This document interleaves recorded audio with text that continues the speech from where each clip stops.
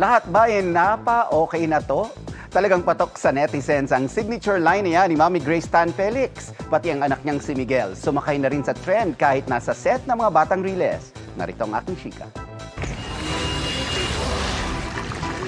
Chicken apritada, check.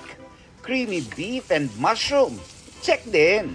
Kahit tinolang manok, check na check din. Lahat yan made by Mami Grace Tan Felix. Sa panonood lang ng kanyang cooking videos, tiyak craving satisfied ka na agad.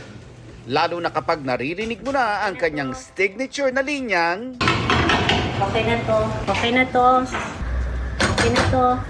for sure, kahit isang beses, dumaan yan sa FYP mo. Okay na to. Lahat tuloy ng netizens, okay na to. Okay na to. Si Mami Grace nga mismo, nadala na rin sa sariling catchphrase kahit sa labas ng kusina. Okay na to. Pero wait, hindi lang netizens ha, dahil kahit mismo ang kanyang darling baby boy na si Miguel Tan Felix, nakikiride na rin sa trend. Sa kabila kasi ng maaksyong tagpo sa series na mga batang Riles, may kakwelahan din pala si Kidlat Este, si Miguel on set. Okay na to. Kahit hanggang sa stunts, Okay na to. pati sa selfie with the team Okay na to. at paglalagay ng hairspray. Okay na to.